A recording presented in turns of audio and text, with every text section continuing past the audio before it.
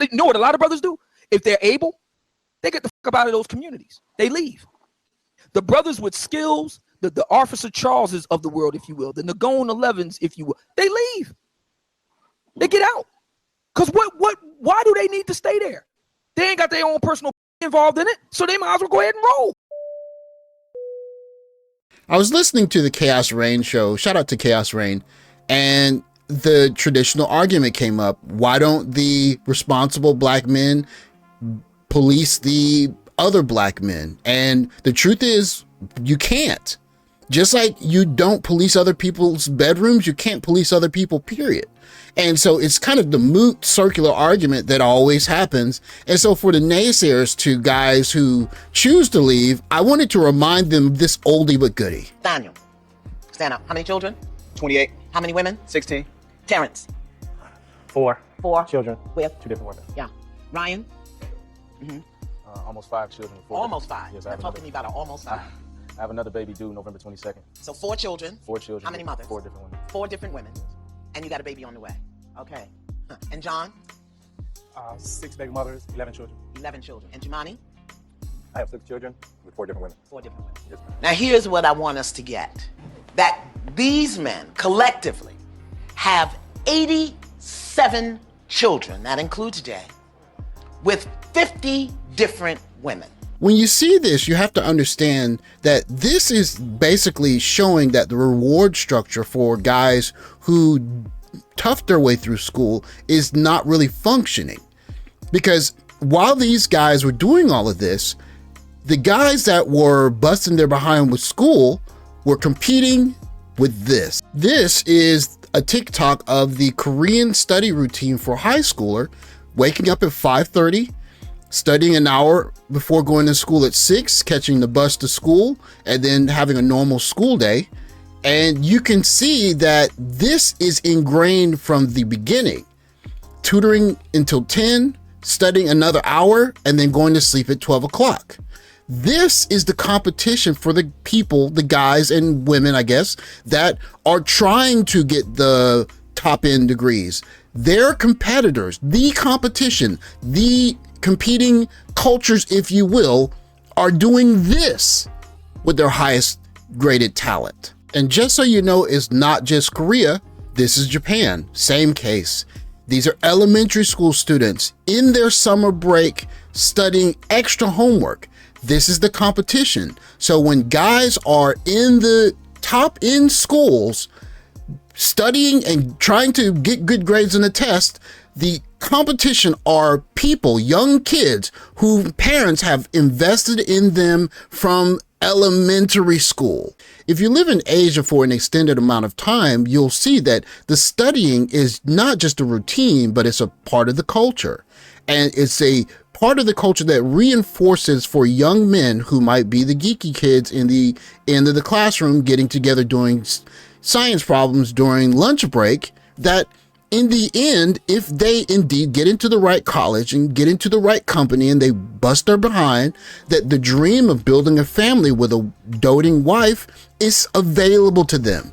In fact, there's a system unto where men who bust their behinds and find a way to become productive have a woman that is waiting to start a family with him.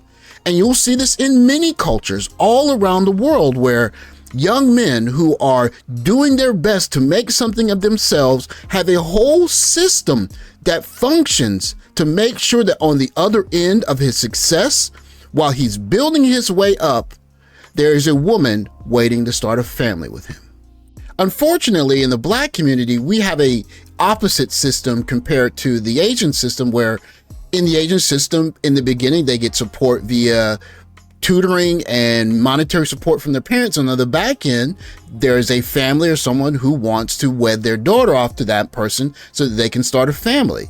And in the Black community, it's more about enjoying yourself and being thrilled, while the guys who are putting their heads down are competing with the same Asians, as heard in Sexy Red, who is a rapper who is spreading this mentality. You like a guy to where every day his life is different. He's doing something. It's a different day every day. I mean, like a guy working a job, the same, come home, go to work, no excitement. To you, you don't want that. You want something ain't to nothing where wrong every with day that. is different. He got to do something to make up for, like, not even make up for what he doing. He just got to be fun. He can have scratches on his face. No, you can have a regular job. You just better be turned, like, but that's the excitement. You know, that's the excitement. And that's what street dudes bring. They bring that excitement, like high speed, running in front of police. Want all of the benefits of a 21st century society. They want all of the benefits that entails. But they want black men to still act as if they were living in the 1950s when it comes to mating. For those that are wondering where the gloating comes from, think about being an 8th or 9th grade guy and you're a little bit square. You might be quote unquote socially awkward, as people say, and you didn't have the game. You weren't rizzed up, and you looked across at the 8th grade girl that you had the crush on, and you just had dreams about her, and you thought that maybe you could have a family in the future together. And the thing is, if you were born in a different culture, that would be possible. But for many people in the black culture, she gets the city girl indoctrination, like you're hearing from Sexy Red. And so you watch the girl that you have this great adoration for turn into a city girl, or at least play with the city girl lifestyle until she's in her, later years, and it breaks your heart. And so when guys get over the heartbreak, then they get to the point where they say, well, if that's the culture, I'm going to go somewhere else and I'm going to leave because it's not for me. For the detractors of SYSBM Passport Bros, in a way you have a point in saying that men should hold other men accountable, but in a community there will be mutual benefit. And of course we understand the reward system in our community is lopsided, whereas the men who are competing in the top levels of STEM or medicine or even blue collar jobs, they're competing against reward structures on the front end and the back end in other communities.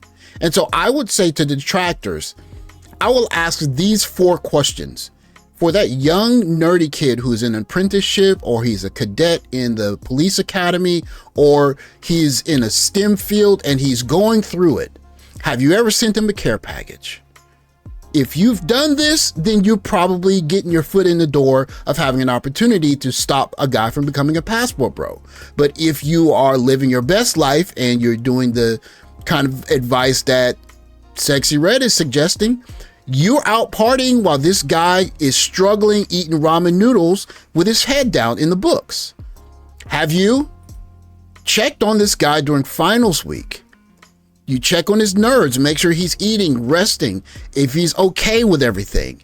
Because finals week is the make or break week. Is this the time that you're checking on these young hotshot guys that are in the future going to be the guys going overseas to make more money and marry someone else? If you haven't done that, you probably shouldn't be complaining. Have you helped him with his housework? Showed up to his dorm room and picked up some clothes for him and washed them while he's trying to squeeze out every extra couple of minutes so he can study for the test? Because remember, who's he competing against? And lastly, have you praised him? You did a really good job on your test. Fantastic job with your grades last week. I'm really proud of you, because I'm telling you, on the other end, in other communities, they're doing this.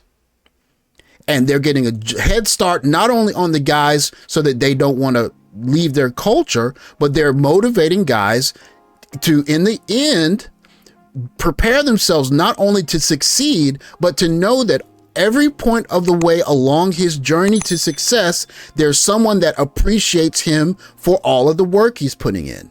And so if you use shame as a motivator, shame is easy to say, you know what? I don't care. These people didn't help me when I was going through my tough time, so I don't care. Shame's not going to work. You got to invest in the guys early, or the guys have no incentive, none, to stay around and help. Think about it. If you're not doing the things that I suggest, you probably too are contributing to more passport bros in the future. Thanks for watching. Like, subscribe, comment below, and I'll catch you in the next video. Take care, guys.